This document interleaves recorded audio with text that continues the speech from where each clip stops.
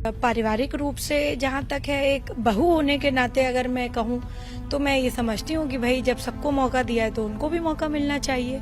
पर मैं अब भारतीय जनता पार्टी में हूँ तो पार्टी के हैसियत से मैं ये कहूँगी ये समाजवादी पार्टी का मैटर है, दे शुड सॉल्व इट। मैं अपनी पार्टी के साथ तन मन धन से हूँ और मेरे लिए बड़ी सौभाग्य की बात है कि जहाँ भी पार्टी मुझे कहती है मैं अपनी पार्टी का काम करती हूँ। अपर्णा जी हमारे साथ हैं। अपर्णा जी, चुनाव की तैयारियां चल रही हैं, क्या रणनीति आपकी है? क्योंकि कई बार नाम चलता रहता है कि मैनपुरी से जेठानी बनाम देवरानी होने वाला है, चुनावी मैदान में आप जाने। देखिए, ऐसा कोई बात नहीं है। पार्टी ने पहली बात तो मुझसे कोई इस बारे में कोई डिस्कशन नहीं किया है और मैं अपनी पार्टी के साथ तन मन धन से हूँ और मेरे लिए बड़ी सौभाग्य की बात है कि जहाँ भी पार्टी मुझे कहती है मैं अपनी पार्टी का काम करती हूँ। मैं भारतीय जनता पार्टी के साथ हूँ, बाकी मेरे से इस बारे में कोई बात नहीं है। इस बार चुनाव में हम देख रहे हैं कि समाजवादी पार्टी में अखिलेश यादव जी ने अपने परिवार के सारे सदस्यों को चुनावी मैदान में उतार दिया, लेकिन फिर भी कुछ नाराज है। तेज प्रताप जी वो कह रहे हैं कि कन्नौज से लड़ना चाहते थे लेकिन अभी तक स्थिति क्लियर नहीं है, तो वही नाराज है। वो कह रहे हैं कि सबको मौका मिल गया, मुझे नहीं मिला। देखिए, ये पार्टी तय करे और ये उनकी पार्टी है, उनकी पार्टी का मैटर है। और पारिवारिक रूप से जहाँ तक है, एक बहू होने के नाते अगर मैं कहूँ तो मैं ये समझती हूँ कि भाई जब सबको मौका दिया है तो उनको भी मौका मिलना चाहिए।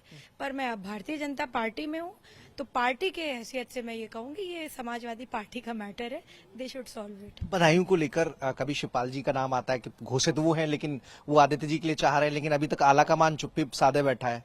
तो वो एक क्या परिवार में अब सब कुछ ये उनकी पार्टी का मैटर है, क्या उनका मोल तोल है, क्या उनका जो है डायनेमिक्स है कि किस तरह से वो लोग जारी करते हैं, क्या सर्वे लगाते हैं।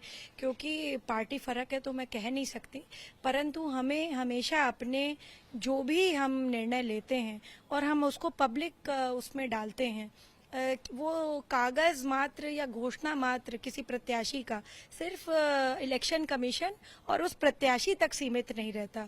वह मीडिया में जाता है, मीडिया के माध्यम से समस्त जनमानस में जाता है। एक परसेप्शन के लिए मुझे लगता है बहुत खराब साबित। आपकी सियासत अब कहाँ जाएगी? क्या विधानसभा चुनाव, उपचुनाव लड़ने जा रही है? राष्ट्रीय पार्टी है जहां भारतीय जनता पार्टी बोलेगी।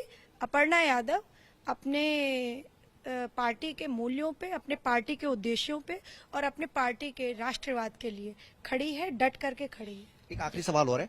पश्चिमी उत्तर प्रदेश में एक शिगुफा खड़ा किया गया है कि ठाकुर समाज बड़ा नाराज है बीजेपी से, उचित प्रतिनिधित्व नहीं मिला है, कई जगह टिकट जहां होने चाहिए थे वो नहीं हुए हैं। ये सवाल तो आप यादव से कर रहे हैं क्योंकि मैं अपर्णा यादव हूँ, तो परंतु क्योंकि जो है मेरे जो है कहूंगी पैतृक उससे जो है बिष्ट हैं, तो ठाकुर की बात आपने शायद इसलिए करी है।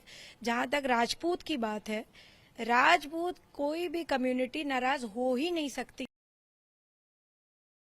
भारतीय जनता पार्टी में उत्तर प्रदेश में मुख्यमंत्री हूँ, चाहे जो है आपके उत्तराखंड के मुख्यमंत्री हूँ, कितने सारे कैबिनेट मिनिस्टर से लेकर के अभी जो ताजी एमएलसी की सीट आई है उसमें भी जो है ठाकुर हैं, तो ठाकुर तो नाराज नहीं हो सकते। हाँ, यादव को थोड़ा और चांस मिल जाए तो अच्छा रहे। अच्छा, मैनपुरी में बतौर बीजेपी नेता क्या नतीजे रहने वाले हैं?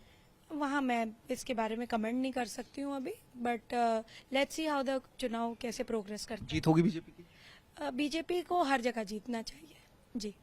तो बीजेपी की जीत होगी। हालांकि जो ठाकुर समाज है वो बीजेपी से नाराज नहीं है, यादवों को मौका दिया जाना चाहिए, ऐसा अपर्णा यादव की बीजेपी पार्टी से मांग है। क्या प्रियांक के साथ मनीष यादव, टाइम्स नाउ नवभारत, लखनऊ।